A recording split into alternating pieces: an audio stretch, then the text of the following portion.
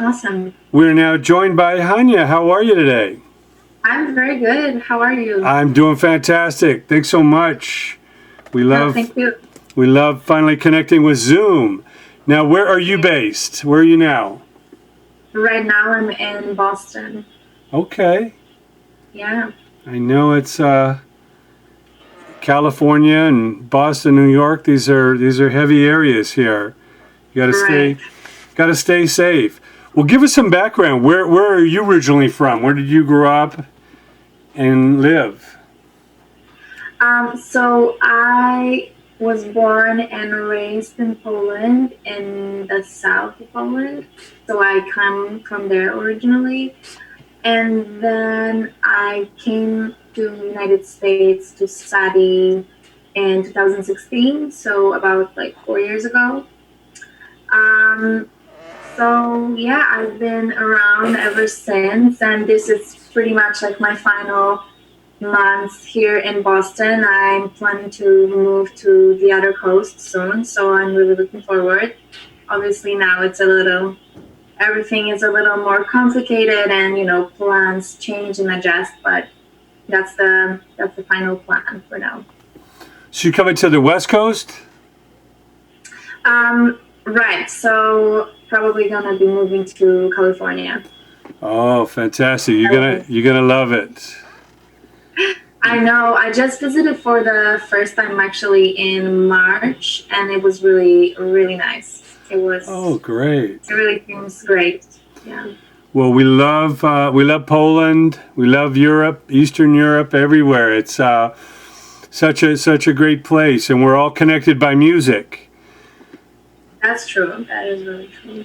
Tell us about your earliest influences. What was the first music you heard that really moved you, that made you want to do music yourself?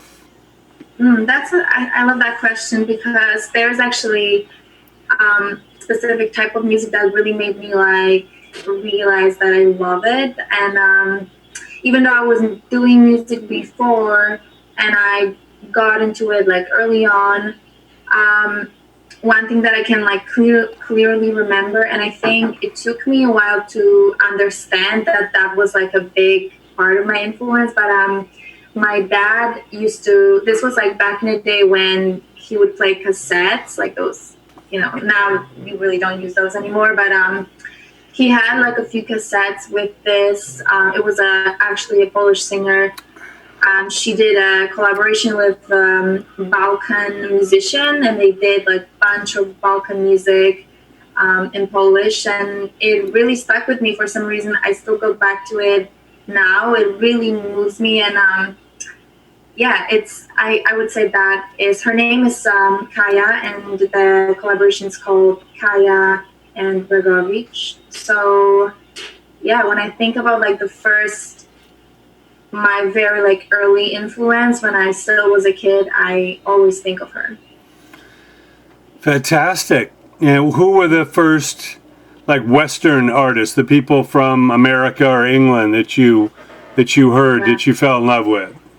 Right. That was definitely like later when I was a teenager.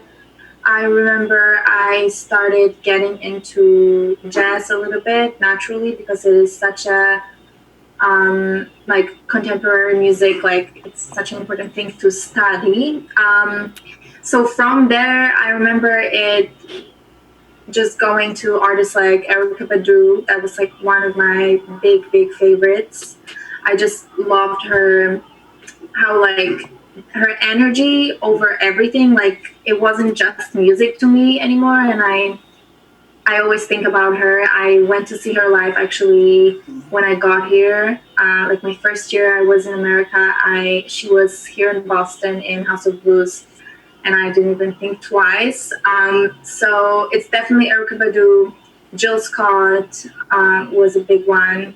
D'Angelo, just mainly neo soul artists, and that's kind of what also got me into Berkeley because it seemed to be like the only school that really I mean, not obviously not the only school, but it really, from like how it marketed itself in that time, it seemed to really like utilize those artists, and I could really see that it's like, they are connected with that world, if that makes sense. So yeah, I think that those are the people I think of. Yeah, the American soul music, R&B, is such a foundation, for a lot of the British rock stars and so much of the contemporary music that it's great to see the newer artists take it in the neo soul, vein and draw from those Yeah. roots and do something new with it. It's got a little hip hop influence to it. Definitely still stem from the same artist, so Sure. yeah. Now, what was your first concert by an international artist that you got a chance to see? Oh wow, that's an interesting question. Let me think, what could that be? I remember seeing, she was actually a Swedish artist that I just found out, this artist called Sella Sue. I remember seeing her, and I do remember seeing Seal. Am I right here? Yes. To be honest, I did go to see Red Hot Chili Peppers with my dad. I used to be a huge fan when I was like 12, 13, 14. It's just like pre-jazz phase of mine. It's actually funny when I talk to like my colleagues that are in the similar music areas as I am right now. We all kind of like went through that phase, it seems like. But I was really into Red Hot Chili Peppers, and they released album "I'm With You," if I remember correctly, the Yeah. white cover with like Mhm. the mosquito on it. Yeah. And they were in Warsaw, and I somehow managed to convince my dad to come with me, and he did. And I think it was like my first big arena concert that I saw. Um, and yeah, I didn't see many because I live far from the city. I grew up very far from like a big city, and definitely far from Warsaw. So I didn't get to see that many people growing up. But that one was definitely a big one. I was 14 at that time, I want to say. Well, what impact did that have on you when you saw the big lights and the big stage and probably video screens? I mean, to see a live performance like that, how did that impact you? Yeah, it was definitely an experience to just, be um, to be there. And I remember I was like sitting up there. I mainly remember just having fun and like enjoying myself so much because the energy was really like unlike any other concert I've seen. Like it doesn't compare to like a club, little like venues, because it's like out in the like outside. And I remember sitting like on the sides of the arena. Maybe that's not the right. That's not what I'm.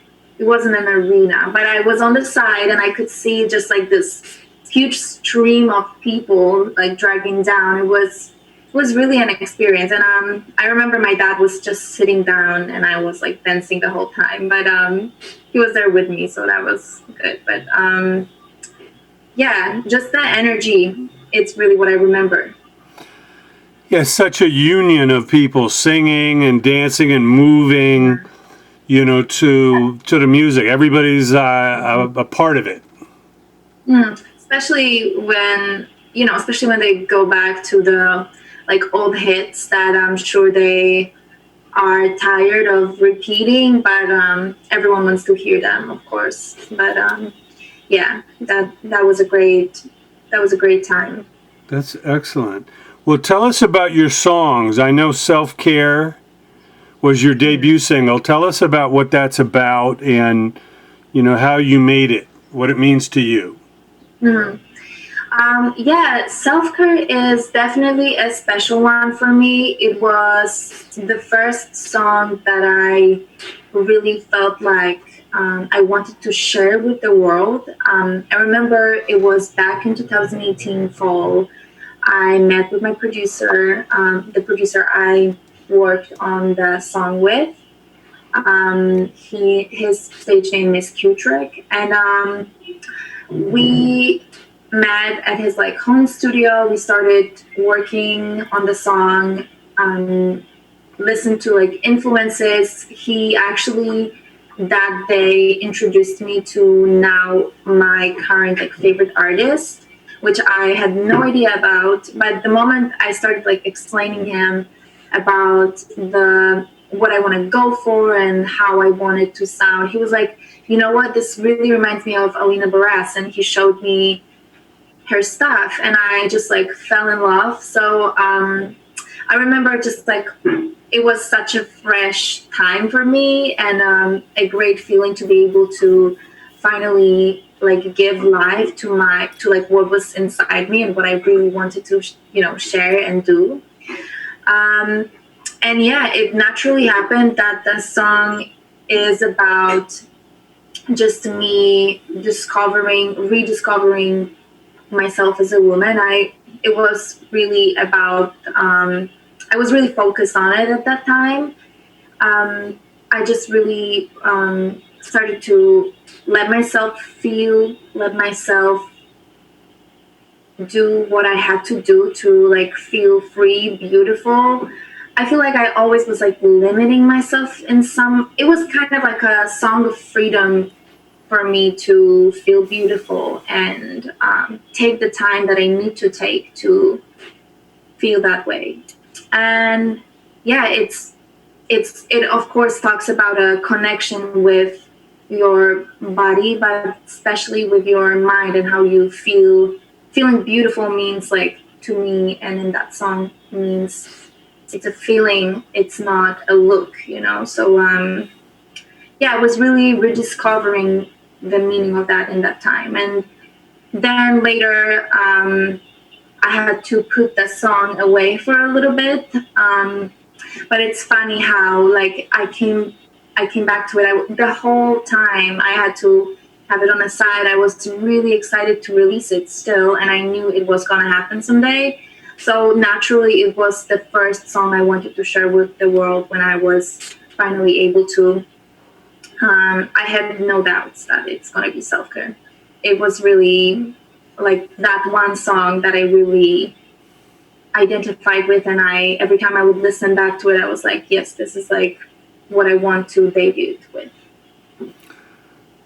Well, yeah, it's so important to take care of yourself inside and out. And these days, with the internet and social media, there's almost too much focus on the exterior. And people really need to feed their mind and their soul, because beauty is inner as much as it is outer. And 100%. yeah, there's a lot of people that, may with plastic surgery and makeup and whatever look a certain way outside, but inside they're not taking care of themselves, or they're not growing, that part of them. So I think it's a great message. And congratulations. I understand today is the release date of your new single, You. Yes, it is. Fantastic. Well, we're glad to be the first to interview you on your release date. Tell us about that song and what that means. Yeah, You was actually it brings different memories to me. It's definitely more of like a fun one in a way, because I have to say that it was in some way like an experiment for me when we were making it. I was definitely it was something new,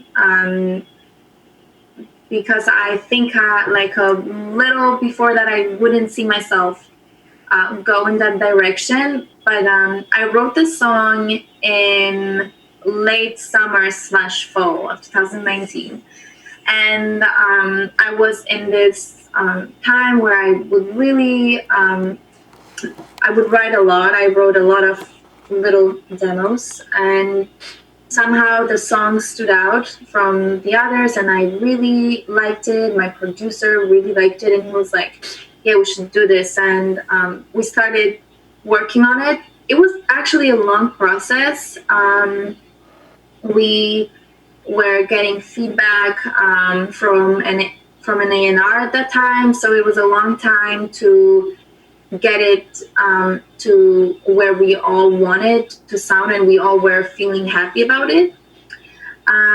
But yeah, the hook and like how I wrote it really reminded us of this like more of a Dua Lipa sound, and we listened to Calvin Harris and Dua Lipa "One Kiss." It was a big hit. So it definitely we definitely stem from like British pop type of vibe for that one. So I was definitely very excited to because I've never done a track like that before. So I was really excited about that. And yeah, I wrote it about just like this side of a relationship, and I feel like a lot of relationships have it to some extent. And even though it sounds very toxic, I feel like we all kind of have that in our relationships where we it's just like that obsession with other person, I guess. Oh, sorry, I got a notification here. Can you still hear me? I can. How do we get rid of? There we go. Okay, awesome. Yeah, the song is about an unhealthy relationship um, of two people where one person is really almost obsessed with the other person, and they know it's not good for them. They know they should let it go in a way, and but the but the person is someone very special to them, and it really like a lot of their feelings depend on what the other person does. And yeah, that's why the hook is literally like you, because it's like it kind of brings out that obsession that that person has. And yeah, I feel like relationships are supposed to be healthy and all that, but I do feel like sometimes you get to have that little part of you where you just like being in love is kind of connected with that little obsession that maybe we have somewhere. Yeah. Well, that's great. Obviously, your songs are deep, introspective, at the same time, fun and, beautiful to listen to. How do you want to be taken as an artist? I know you told us about some of your main influences. How do you see where you fit in? Well, how would you like to be looked at as an artist moving forward? That's a nice question. It's a hard one actually because it's hard to imagine like how things are gonna unroll in the future, but I definitely want to stick to making music that like I kind of started with. I feel like last year was a lot about shifting away from that, and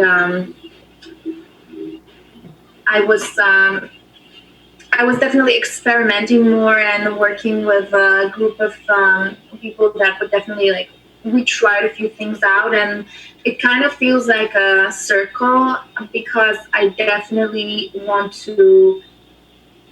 At the end, we came back to the initial idea, which is the sound that I'm going for, the delicate, soft, airy sound mixed with electronic and wavy instrument sounds. And yeah, I definitely want to continue being on the path that I'm kind of like setting for myself right now. Um, Putting, just really trying to um, talk about my experiences and like stem from others people's experiences and put them into little songs that are pleasant to listen to. And I'm really hoping to just bring that to people and hope that it brings some sort of calm into their life. Well, that's great. We can definitely use more of that. It's I always say we don't need new music. There's so much of it. What we need is, new artists that have something to say and a, way of saying it that touches people and gives them some kind of lasting quality. Because so much of the great music, like you talked about growing up, it's really timeless. When you have a real artist singing a real song with real lyrics, it could have been 20, 30, 40 years ago, but it still sounds fresh every time you hear it. Yeah, definitely. Well, what you've seen, and I know going to the Berkeley School, you see a lot of musicians and a lot of people aspiring to get better and better at what they do. What type of advice would you have to a young artist coming up today, whether they're a singer, a songwriter, a musician? What can you kind of impart on them that you've learned? You know what? I like that question because I feel like I think about that a lot because it's such a confusing career, and it is such a confusing thing to do just in general. Music business, like I feel like there's so much information out there, and there is also the information we don't have, and I feel like we are all trying to figure out a way to, do what we want to do. But after this time and like a few like business relationships I had, I feel like I still stand by the same advice, which is just like to not take so much advice from people. I feel like for me, it was definitely so confusing, and I feel like everyone is giving you advice on what to do, and it's like you should do this, and like this is truly the way. And when you look at, like, first of all, it's just the industry is changing so much every day from month to month. There's some new way, some new important thing to remember about. And I just feel like what you can do as an artist, of course, other than like taking care of your business and making sure that you are staying on top with other than like you staying on top of your marketing and like making the music, what you should really do is do what you think is best for you and follow your vision. And I think I gave that a lot of thought because of last year was definitely like a transition for me and a year of a big weight. I wasn't able to release music for a year, and it really felt like it brought me back to what I really wanted to do, and it was just to express myself as an artist and hope that people can connect with it. So my advice, once again, is don't listen to so much advice. Like, have your, be prepared to be a listener and follow the industry. Like, make sure you are staying on track with what is important to do to get yourself out there, but don't get flustered in all of this craziness. That's kind of what I think. Well, yeah, especially when so many people have, different opinions. If you try to follow all of them, you'll go every which direction. But, we found if you have one strong coach, one advisor, one voice that is really getting inside your vision and helping you execute that, then it's not a lot of different, kind of opinions or, a lot of people try and chase trends and jump on a bandwagon. You mentioned the Red Hot Chili Peppers. I helped launch those guys in the early 80s, and they were like no one else. They were completely original, and everyone thought they were very unsellable, uncommercial. And until Anthony found his his softer voice, Under the Bridge and all that, they were looked at as, kind of a novelty act. But, you know, once they became big, then there was like dozens of bands starting up that sounded like them. So many people that followed them, but the true originals are those that, you know, chart a course and really are like no one else at the time. So that's so true. Well, we're excited. They're excited for your new single. We're going to help spread the word on you and self-care, and can't wait for the next single. And please let us know when you finally make it out to California. We have a great music conference that we do every August, and people come in from around the world. We'd love to have Poland and Eastern Europe celebrated as we have from all the other places. So thank you so much. What is the social media? Where can people follow you to keep up? Right. So all my social media right now are under HANIA and underscore Maria. So it's HANIA underscore MARIAH. Sorry. And that would be So, yeah. Instagram and Twitter and Facebook? Right. Instagram, Twitter, Facebook, TikTok, if you have it. So yeah, everywhere. Well, thank you so much for joining us. We hope you have a great weekend and can't wait to talk to you again on the release of your next single. All right. Thank you. Thank you so much, Jay. If you need anything else from us, just send me an email.